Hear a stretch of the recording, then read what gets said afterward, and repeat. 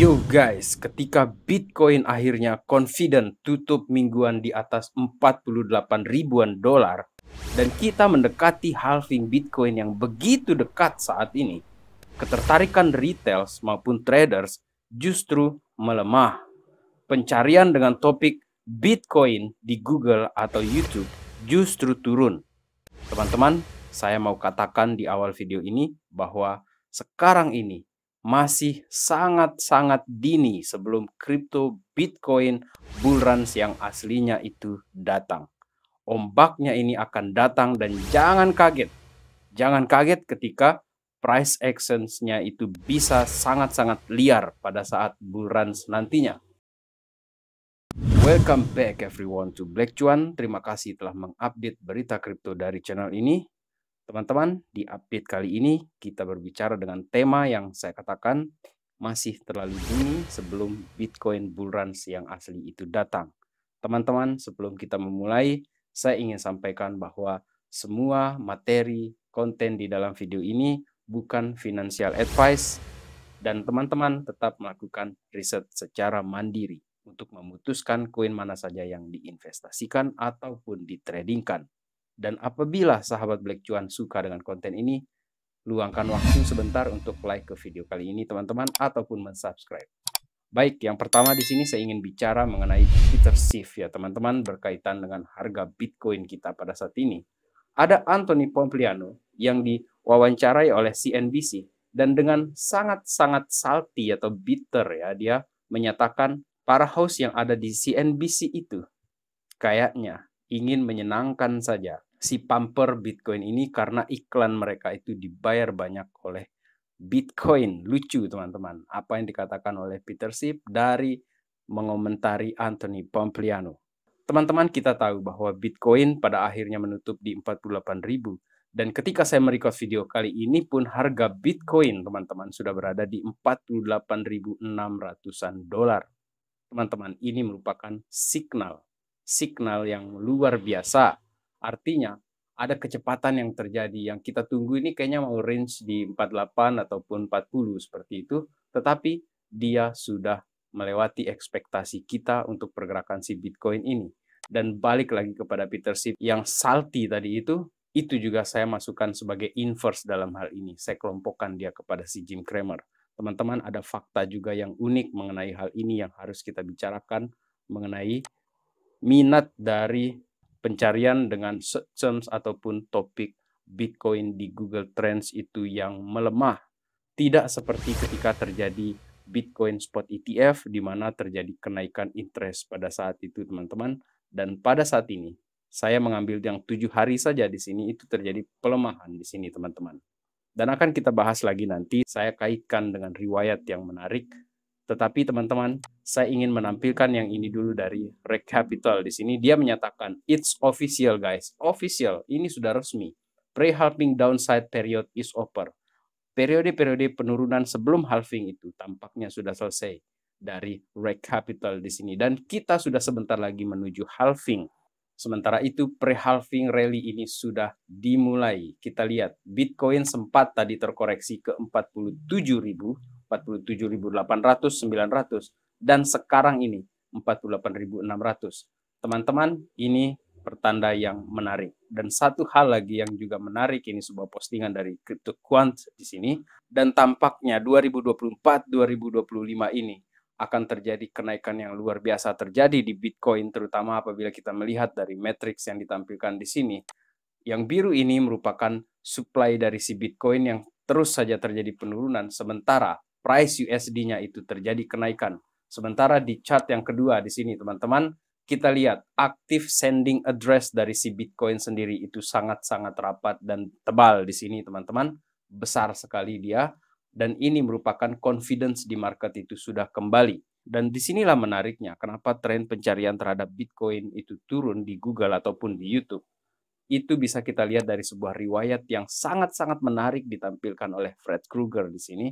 Bahwa seperti yang di awal saya katakan tadi di tanggal 11 Januari dengan ETF yang rilis pada saat itu, ada terjadi kekecewaan karena GBTC melakukan penjualan yang luar biasa. Kemudian yang berkaitan dengan chart di sini, interest over time, dan ini merupakan riwayat tahun 2020.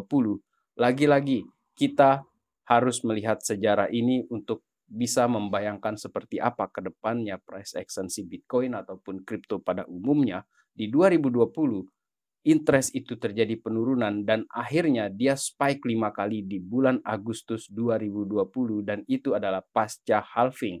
Dan kita bisa membandingkan dalam hal ini ketertarikan yang terjadi di Indonesia pada umumnya.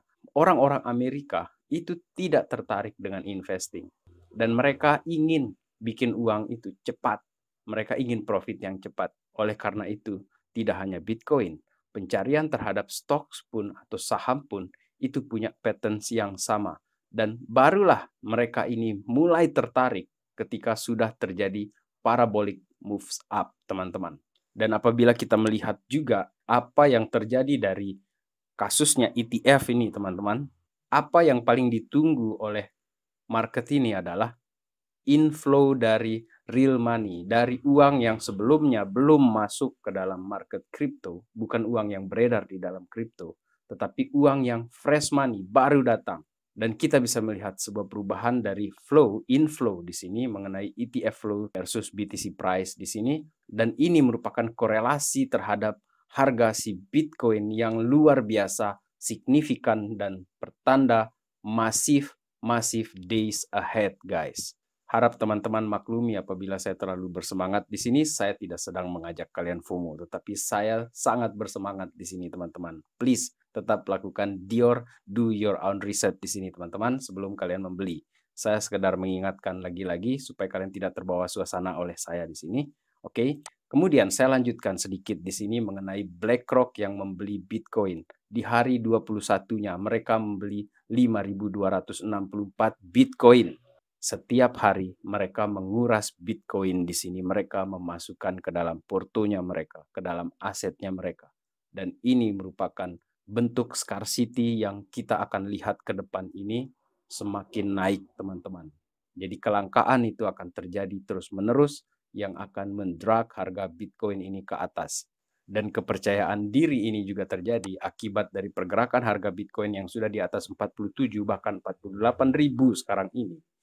Bisa jadi kemungkinan besar Bitcoin ini akan menyentuh ATH dari puncak 2021-nya dan bisa sampai di 100.000 bahkan sebelum terjadi halving. Kemudian bagi para investor terutama di Indonesia yang sangat menantikan altcoins rally, teman-teman, saya ingin membawa perspektif yang menarik dari Michael van der Poel di sini. Dan dulu hal ini pun pernah ditanyakan di tahun 2020. Dan jawabannya sekarang adalah tetap yes, they will. Dan bahkan itu akan lebih tinggi daripada yang kamu bayangkan. Berkaitan dengan Michael van der Poel juga di situ. Parabolic curve untuk 2024 dari altcoins di sini dengan time frame 1 minggu, kita bisa melihat altcoins market cap pun itu memiliki cycle yang mirip dengan yang pernah terjadi sebelumnya.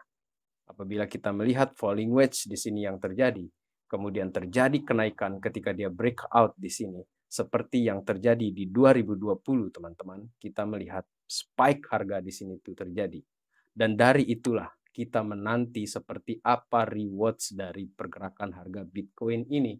Kemudian kita menunggu Ethereum seperti apa dia akan bergerak semakin liar, mothers of all alts, kemudian bagaimana juga koin-koin yang baru nanti itu akan muncul, teman-teman.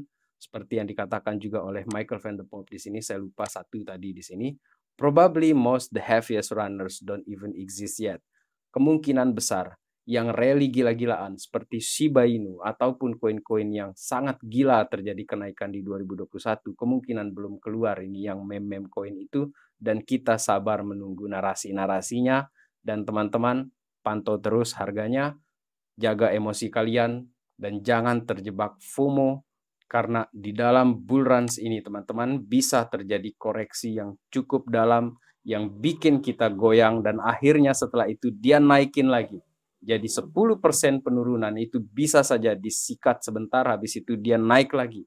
Itu sudah kita alami di 2021. Kemudian untuk altcoins yang sering saya bicarakan di sini baik XRP ataupun Cardano yang belum terjadi pergerakan masif seperti altcoins lainnya, saya dalam hal ini secara pribadi saya bilang sabar dulu. Mungkin belum gilirannya karena saya percaya bahwa dua koin tersebut meskipun diejek habis-habisan dianggap sebagai kura-kura, proyek mati, banyak drama, teman-teman, selalu ada kejutan di market ini. Dan saya pun telah membagikan diversifikasi yang saya lakukan terhadap aset-aset yang saya hold selain Cardano ataupun XRP, ada BIM ataupun Super yang sudah saya obrak-abrik bahas beberapa kali. Dan saya percaya bahwa sahabat Black Cuan yang mungkin juga punya investasi di Cardano ataupun XRP pasti punya diversifikasi portofolio ke aset-aset yang lainnya. Dan mari kita menunggu seperti apa bull runs 2024-2025 ini akan memberi rewards kepada kita, kepada koin-koin yang kita investasikan ataupun yang kita tradingkan ini. Sebagai kesimpulan saya, kita mesti sabar dalam hal ini, disiplin, jangan goyah, jangan terganggu oleh FOMO ataupun panik, dan biarkan market ini melakukan cycle-nya dia. Sekian video kali ini. In the meantime, let's enjoy the ride, guys. Sampai ketemu di video berikutnya. Salam Black Cuan. Peace, my friend.